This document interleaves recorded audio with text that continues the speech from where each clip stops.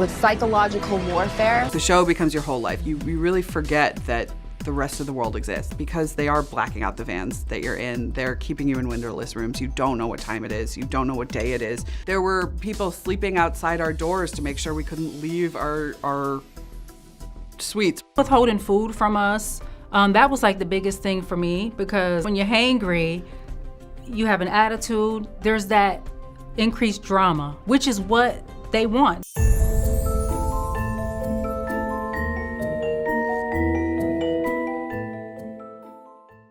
Hello, I just wanted to do a very quick message and introduce myself, since it's been a while since I've done that on this channel. If you're not interested, you can skip ahead to around the 3-minute mark in the video. Hello, I'm Harper, and I'm an indie author. And I've been writing since I was a teenager across multiple genres, from historical romance to contemporary and LGBTQ romance and thrillers. I have many books already written and plan on writing many more, mostly in the romantic thriller genre these days. I just wanted to briefly share that my first 2 books, written a few years ago actually, are available for pre-order on Amazon now at the link in the description under the pseudonym Harper Wren. All that remains is a dark LGBTQ romance about 2 former male bandmates in an abusive trauma bond and what it takes to overcome and survive toxic relationships. It's a 6-part series. And The Trophy Room is my first ever thriller, which involves crazy and dark themes that I won't spoil. So there are many more thrillers with romantic undertones to come. And if you're at all interested in reading the descriptions for the first 2 books, you can pause the next 2 slides. I'm currently writing a romantic thriller involving a journalist profiling a reclusive billionaire who gets swept up into a much darker investigation than she bargained for. I can't wait to share more on that book soon, and thank you so much for listening. Now on to the video.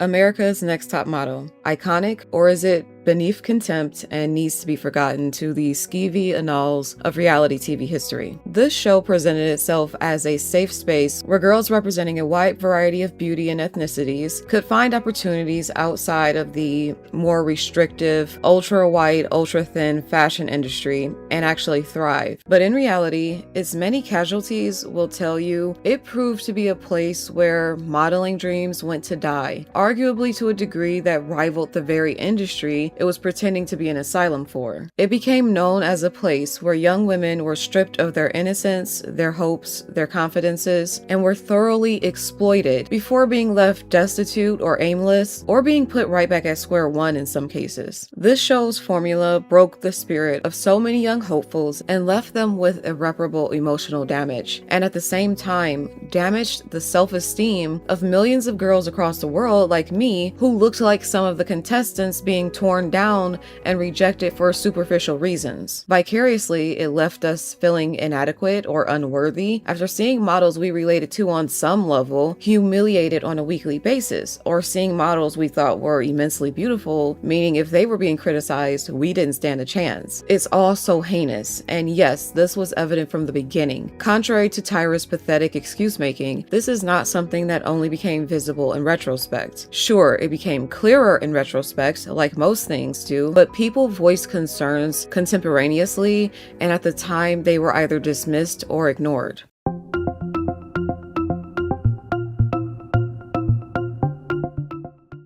Tyra Banks is now infamous for being one of the few Black supermodels who rose to prominence in the 90s and was celebrated for breaking down barriers for Black women in the fiercely competitive and exclusionary industry. She often sings her own praises, like she couldn't refrain from doing in the documentary, extolling that she was the one slamming doors wide open for all the other models who followed in her wake. Okay, Tyra. Most significantly, she was the first Black woman to be featured on the covers of GQ magazine and the Sports Illustrated swimsuit issue.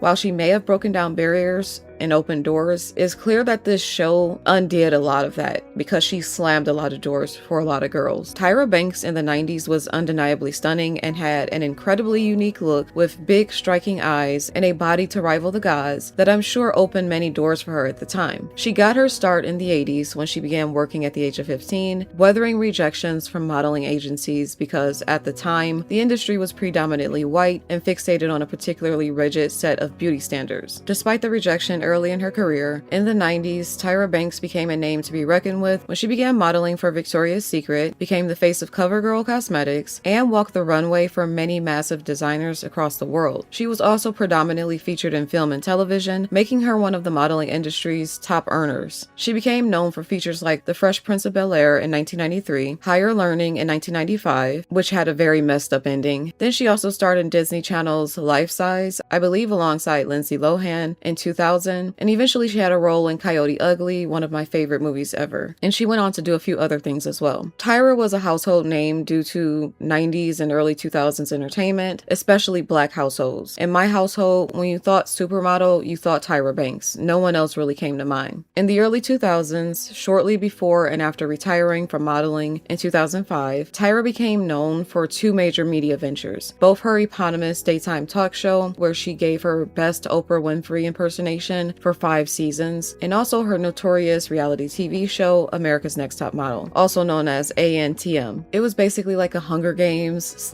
/ Game of Thrones / Top Chef-esque battle royale, where model hopefuls would embarrass themselves weekly, bearing their deepest, darkest insecurities to drive ratings and compete for a chance of landing a modeling contract by the end of the show, which would theoretically help launch their careers, although the opposite would prove to be true in the end. In some cases, they were stigmatized because of the lunacy of the show and even blacklisted. One model said she couldn't even use any of her photos from the show because they were so laughably ridiculous and overstyled and featured too much makeup and I guess comical set design. So the show essentially did nothing for them except maybe stigmatize and blacklist them. Consequently, Tyra is mainly remembered these days for what some saw as her false promises and shameless exploitation of many others to enrich herself. She made enemies on this show from top to bottom. So many of the former contestants have gone out of their way to expose her, and it is very eye-opening. The show was a hit initially because it peeled back the curtain and let the public peer into the cutthroat world of modeling. Like most reality TV shows, it sold voyeurism at the expense of its subjects, who were humans living out their lives on camera for a dab of exposure, usually embarrassing themselves for the entertainment of millions of perfect strangers. Tyra was aware of the mechanisms behind reality TV, and she set out to capitalize on them by marrying the glamour of modeling with a scandalous reality TV competition like The Bachelor, creating a new form of entertainment that rewarded her with high ratings, and this sustained the show for 24 freaking seasons. Despite its success, the show was not without its controversies, and to some degree, the show's darker aspects seem to fuel its popularity, as is the case with most reality TV. Bad behavior is incentivized by higher ratings, and the driving force behind the pursuit of higher ratings is always profit. The main criticism of the show these days was the harsh treatment of many naive, college-age girls who were often torn down and forced to perform humiliation rituals like dancing monkeys. Actually, that's an insult to dancing monkeys. These girls were put through hell. After the pandemic, when people were trapped at home, binging streaming services day in and day out, the show was drawn back into the spotlight, although this time with the relentless scrutiny of social media finally holding it to account. Once the online criticism reached a fever pitch, as the internet did what it does best and began digging up old problematic clips of the show's worst moments and Tyra's manipulative behavior, memeing it all to death, Netflix stepped in. They saw this would make for, again, good television. They decided to do an exhumation and perform a very belated post-mortem in a 3-part docuseries titled Reality Check inside America's Next Top Model, and this premiered in February 2026 and set the world ablaze. In addition to a lengthy interview with Tyra, it featured confessions from old producers, showrunners, judges, journalists, and some of the most memorable contestants. A common theme in the docuseries seemed to be that Tyra Banks was the mastermind behind the show itself and also the architect of the show's most deplorable moments, and was essentially the arch villain who had exploited and traumatized many young women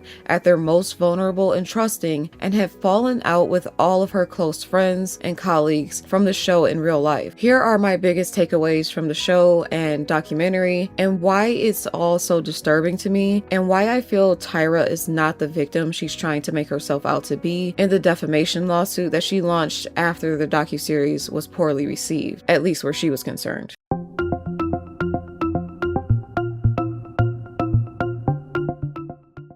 Before Tyra became highly disliked due to ANTM and her talk show, she was well known for having been one half of a heated feud with another iconic black 90s supermodel named Naomi Campbell, who has since, I guess, embraced her role as a female supervillain and never pretended to be as innocent and moralistic as Tyra did. What do you think of Kim and Kanye's US Vogue cover, given that you have been on the cover yourself countless times?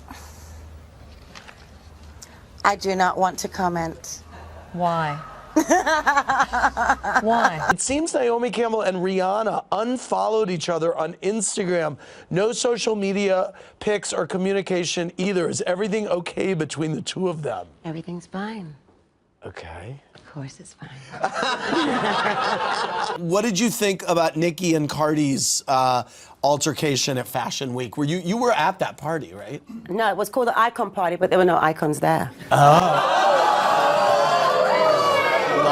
While Tyra was insisting she was being bullied by Naomi on her come up in the 90s, which, let's be real, she probably was, Naomi was apparently out here bitch slapping chauffeurs, pleading guilty to beating her assistants, pleading guilty to throwing phones at her maids, and allegedly accepting freaking blood diamonds from a Liberian war criminal. In that sense, you can kind of respect that Naomi is who she is, an absolute freaking menace, and she doesn't try to hide it by casting herself as the victim of bullying, while behind the scenes running around being a bitch on wheels like Tyra apparently does. She is exactly who she appears to be or is rumored to be, and will cut a bitch up in a minute for talking to her sideways. Wait a minute. Don't compare. Don't compare yourself to me. They would never make you walk in a dress not on my level, Nicole. Longer. You never will be on my level. Do not compare yourself. Is a kind of intimidating thing of like, But that's on you. That's not on me. And honestly, there's something to be respected about that, in the way you would respect Don Corleone, out of pure fear. She's out here living most people's darkest fantasies of slapping everyone who pisses you off, and that is kind of hilarious, albeit very evil. Whereas that seemed to be Tyra's entire MO, presenting a facade of innocence and moralism, while she made a name for herself pretending to be body positive and subverting toxic beauty standards that objectified women or made them chase unrealistic body goals, and pretended to be a champion of women of color in particular. Behind the scenes, it turns out that Tyra was working entirely on behalf of Tyra. That's it, that's all. What she did to these poor women was horrendous and at times bordered on criminal in my opinion, and she never took accountability for it from what we can see. Also, no one ever seemed to become a top model, not even the so-called winners, so it seems kind of fraudulent in that sense. And all you're searching for at that age is validation. These girls were plucked from obscurity, given extreme makeovers, made to do horrendous, embarrassing things, and torn down for public consumption, for mere entertainment. Tyra was a wolf in sheep's clothing and seemed to treat the girls worse than they would have been treated in the real industry that she's always decrying, making them sign to give all their rights to privacy away under the pretense of being rewarded a future career, when by the end they were all left empty-handed or with new emotional scarring, is diabolical. The vast majority of the girls in the documentary couldn't even reflect on their experiences on the show without breaking down in tears. What does that say? How is any of what Tyra put them through, under false pretenses it seems, any worse than telling them they needed to have transactional sex or blow Harvey Weinstein to get a career? A career that never came, by the way. And at the end of the day, it was clear the show was made to glorify Tyra at the expense of these girls. Tyra's face was plastered everywhere, and she was glorified as their defender, while these girls were portrayed in the worst possible light before being kicked back on the street into infamy. Like sex workers, models are arguably consenting to a job of objectification insofar as you're being used exclusively for your body and looks. So some awful predatory people use that as a license to brutalize models, and unfortunately Tyra was no different despite claiming to be. And the response to these girls' complaints was simply, don't enter the industry if you're not able to withstand the reality of it. Instead of trying to fix the industry, they reinforced all the horrific aspects of it.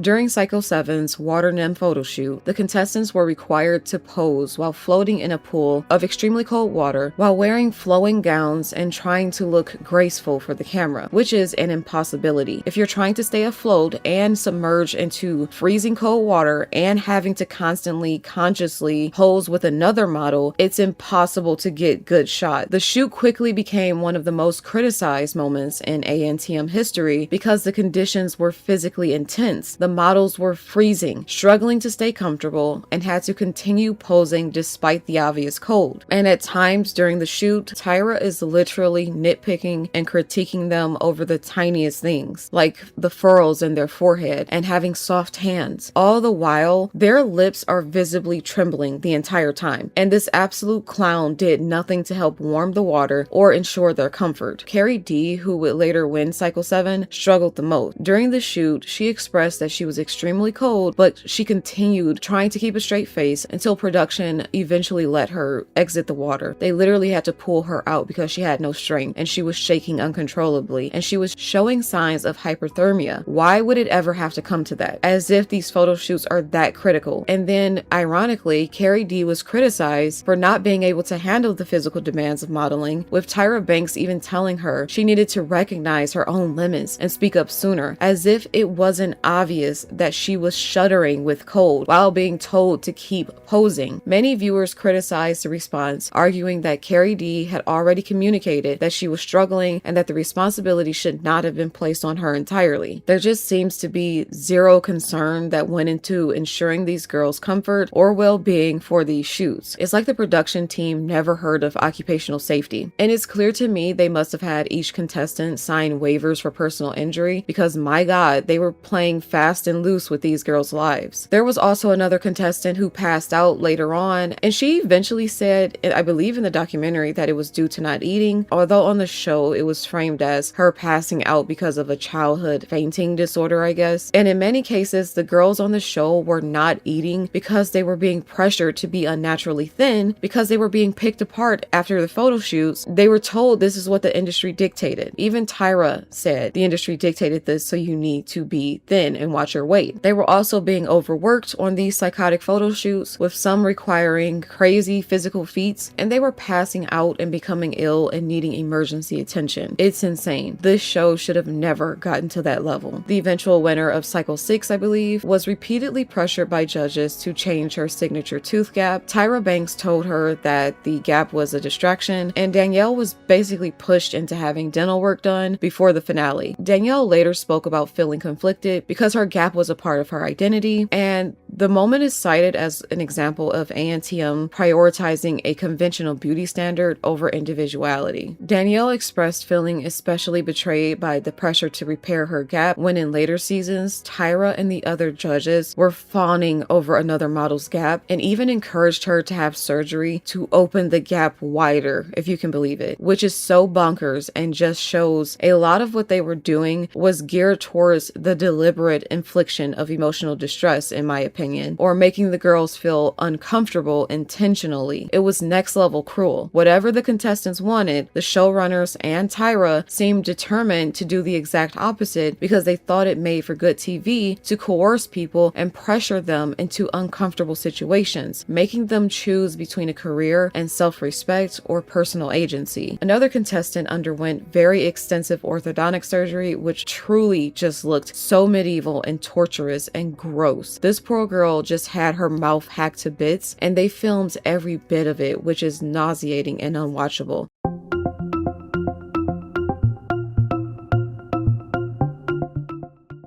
The racial aspect matters because Tyra spends a lot of time talking about how she was discriminated against in the industry because of her skin and wanted to be a champion of Black girls and our particular kind of beauty, yet she turned around and reinforced all the same systems and stereotypes that once harmed her when it came to the girls she was pretending to mentor. So when it was convenient for her career, she reinforced all those horrible stereotypes and beauty standards and made them feel inadequate. This episode truly shattered my heart and left a lasting impression for me as a woman of color. I remember watching this way back when it first aired and just feeling so torn and hurt for this young woman. To be made to feel that she is unworthy identity because she is black or biracial by this misogynistic, racist asshole, and to still have to work with someone who clearly hates you is not only dangerous, but also forcing someone to work in a hostile work environment, which is a form of harassment, and it's against the law in most jurisdictions. And this contestant brought these concerns up to Tyra and the judges, and just like another contestant's SH complaints, which we'll talk about later, they were trivialized and dismissed, and she was faulted for not making a photo shoot work with a racist prick, and she was eventually eliminated.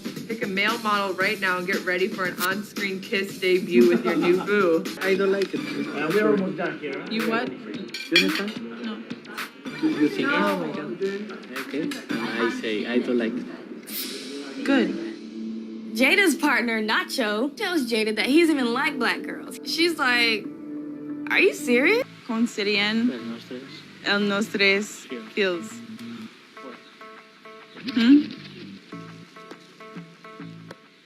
That was appalling. I mean, it's... You obviously cannot act. You just fell flat on your face, really. I cried. I was so mad. I sat there and cried on set. I was so angry. Who were you angry with? Myself. I couldn't do it. I was so angry. I could not get it together. Okay, this guy doesn't like me. When I spoke to you guys, you told me that this is the guy that said that he didn't want to kiss a black girl? He doesn't like black girls. Oh. He told me that to me the night before, and I feel like he's crawling in his skin just to kiss me. Bottom line is you've got to take control. It's not about him. He's just an extra. That should not have stopped her from doing the job that she was sent there to do. I can sympathize with you for, a guy saying that he doesn't like you, but it pretty much was dreadful. I also hated that this poor contestant was forced to shave her head and was clearly deeply upset that she was made to. She loved her hair and did not want this short pixie cut, and it fed into her insecurities.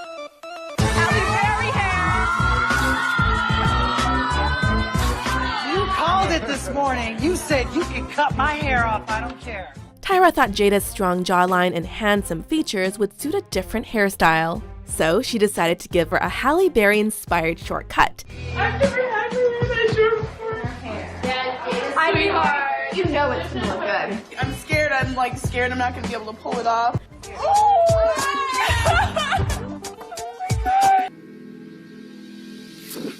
I think you can deliver a commercial, Carrie D. I try to make it positive, like they obviously see something in me, and it kind of made me want to try harder in the competition.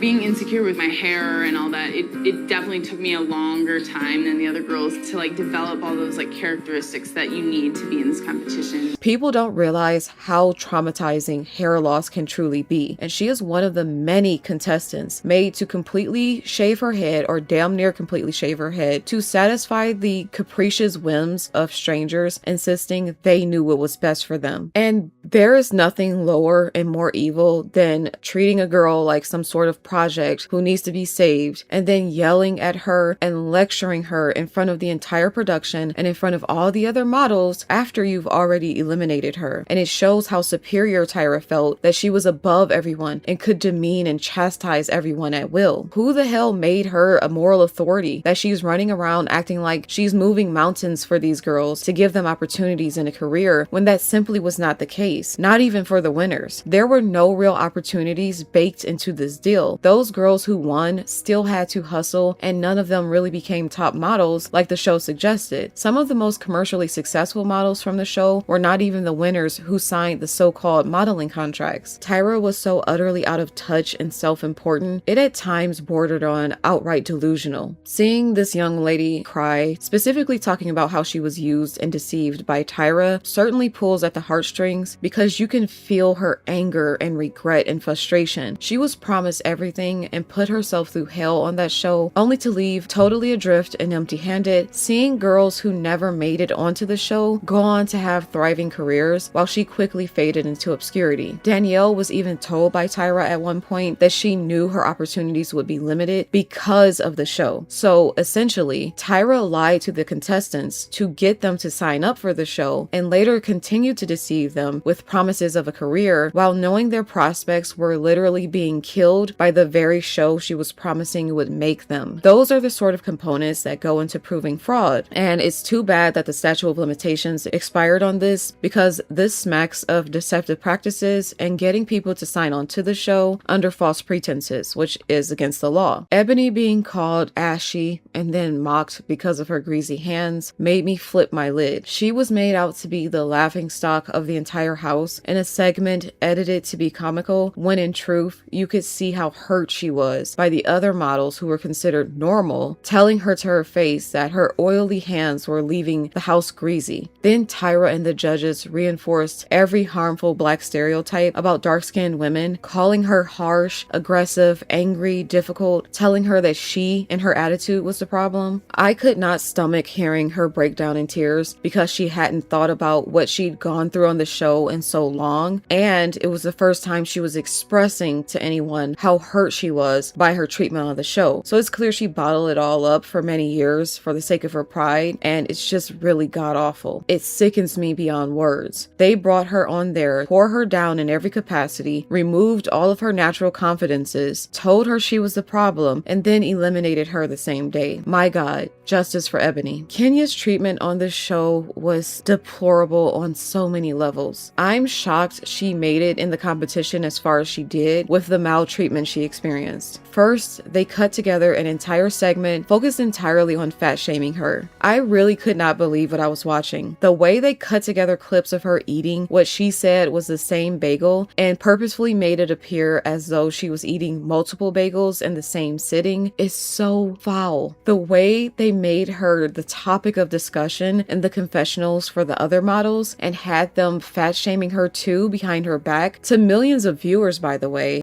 Commenting on her weight and her stomach is just fucking unheard of and is so petty and hostile. Tyra and the producers were fomenting an environment for bullying, despite Tyra being a so-called victim of bullying herself. Then, for Kenya to be lectured by Tyra about her body in front of all the other contestants and given suggestions of how she needed to cut calories because the industry would dictate it is cruel to the point where I almost cannot fathom this was real. And I just don't understand how they thought this was okay, especially not when Tyra's sorry ass had a meltdown on her show for comments she received on her body when she was photographed at the beach with unflattering shots. She constantly pretends to subvert beauty standards and push body positivity, but when it came to trying to garner ratings for her dog shit reality TV show, she was more than happy to rip Kenya to shreds and destroy her self-esteem before the entire world. That's one of the moments in the documentary that truly had me screaming at my TV. And to make matters worse,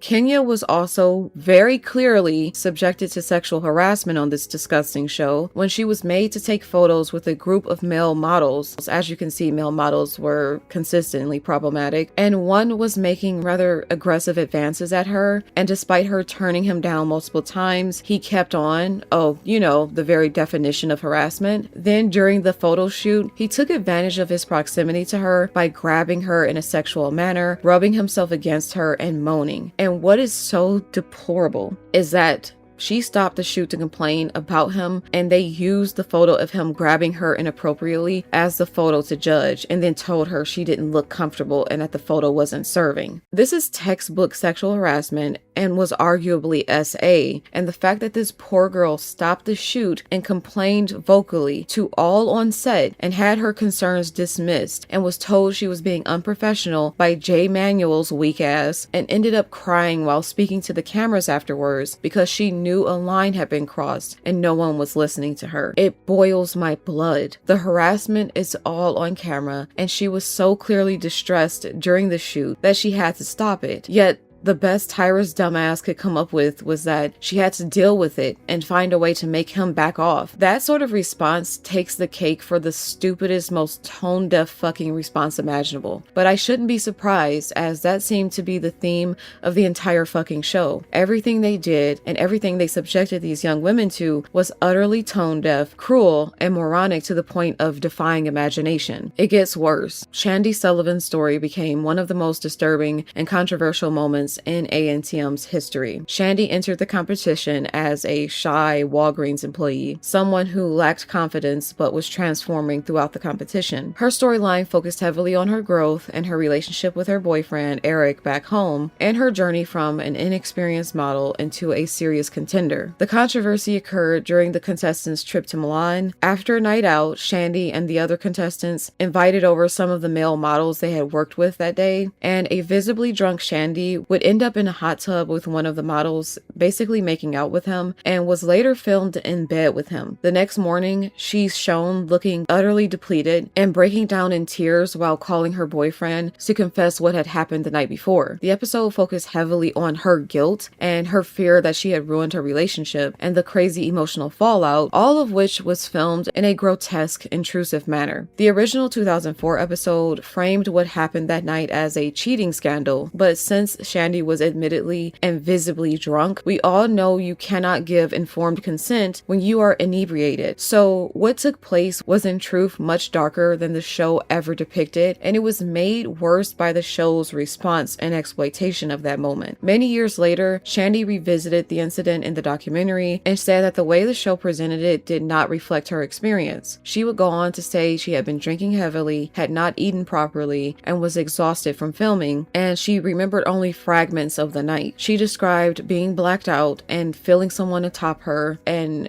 knowing that someone was having sex with her, but she was not having sex, meaning she was not a consenting party to this hookup. She stated that she now views what happened as SA, and rightfully so, and she questioned why the production continued filming rather than intervening when it was so obvious she was not in her right mind. Shandy specifically described feeling that once the situation moved beyond a consensual interaction, the crew should have stepped in. She said she remembered being in a vulnerable state and later waking up to the consequences of footage that had been captured while she was unable to fully understand what was happening, which is so scary. The show's sick producers defended what they did to this poor woman by saying they operated under a documentary style of filming where the contestants were aware that cameras were following them constantly, even to the bathroom if they went with another person, forcing them to sign and give up their right to privacy so that you can pick around the intimate details of their life for content reeks of coercive control and abuse. Not only did Tyra not have the emotional intelligence to sense that something was wrong with this young woman and that she had been violated on camera, but Tyra later further exploited Shandy on the reunion show, making her watch the assault again in front of the audience. And when Shandy couldn't bear to look at the screen, Tyra had the nerve to stop everything and asked her why she couldn't view the moment, still not clocking that this was clearly an SA incident and that her dumbass was trivializing it yet again for the sake of TV. The most horrific part is that in the end, despite all she'd endured, and despite making it quite far in the competition, Shandy ended up back at Walgreens because the show gave them no social capital to further their careers. They just were left back at square one. Seeing her walking in that poor little Walgreens uniform again with her blonde hair from the show just makes me livid. There's even a clip where a lady asks her, "Aren't you that girl from the show?" And she just has to say, "Yeah," with the most defeated look, and it's so heartbreaking. The whole charade of ANTM comes off as fraudulent in a lot of ways, especially when you consider the winners who were promised the world and a modeling contract received the minimum support and never really went anywhere in their careers despite the exposure of the show. It feels like they were defrauded.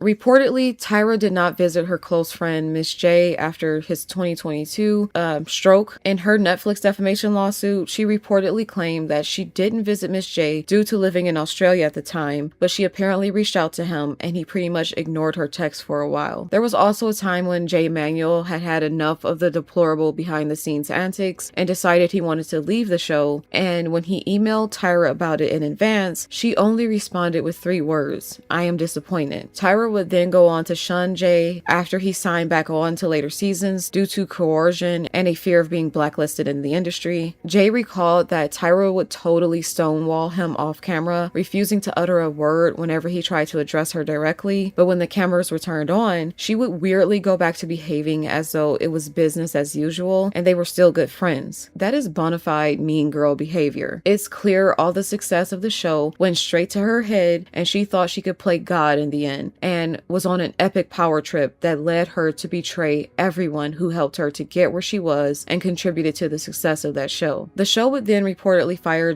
Manuel, Miss J, and Nigel, the photographer, to hire a new fresh talent. And according to them, Tyra or her PR team then leaked details of the parting of ways to Page 6, essentially revealing to the world that they were fired in order to humiliate them, whereas they'd all had an agreement about releasing a joint statement of a mutual parting of ways. Once more, utter betrayal. And the funniest thing is that the talent who were running the show and believed themselves to be so untouchable and were tearing those girls down at will and making scathing remarks towards them and feeding them to the wolves, well, they themselves were all mortified and fired by the show one by one in the end, getting a taste of the cruel dismissiveness they subjected others to, including Tyra. She too was fired in the end when the show outgrew her. And I'm elated that the internet has served her the justice she's long since deserved, and no amount of narrative spinning or defamation lawsuits will undo the public's awakening to her villainous, self-seeking nature and narcissistic toxicity. Simply put, the Tyra Banks situation illustrates a classic case of someone getting a ton of power or success and it going straight to their head, and them then betraying the people who helped them get there. It's the behavior of a ruthless, opportunistic egomaniac. She literally betrayed everyone while pretending to be the well-meaning big sister the entire time. Her pathetic, hollow, emphatic speeches where she is performing empathy and performing relatability and performing self-awareness falls flat now because it's clear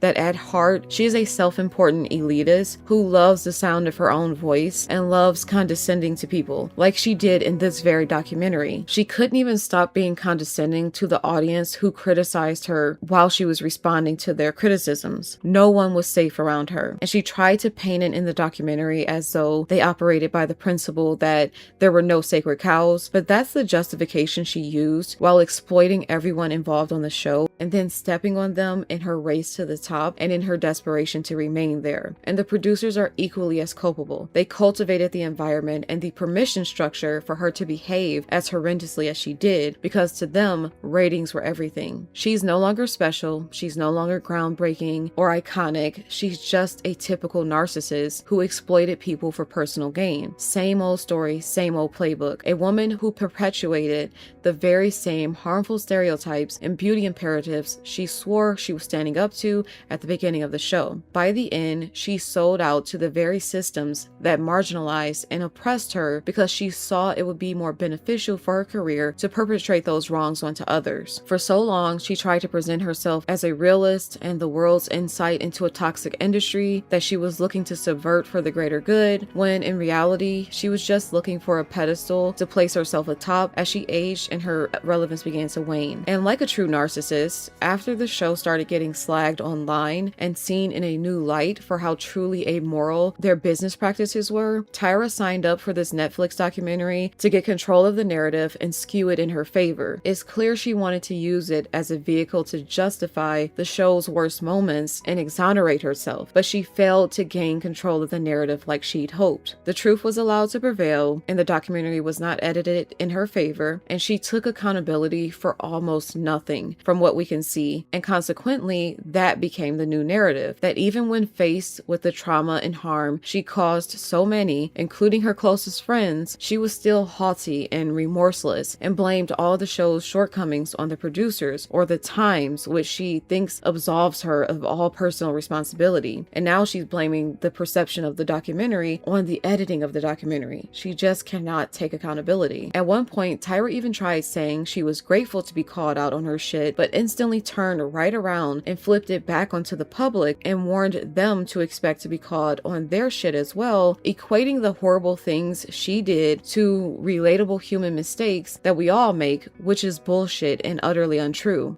Zero genuine humility was displayed by Tyra, and the public reviled her even more for that reason, and she couldn't handle it, so now she's crying defamation.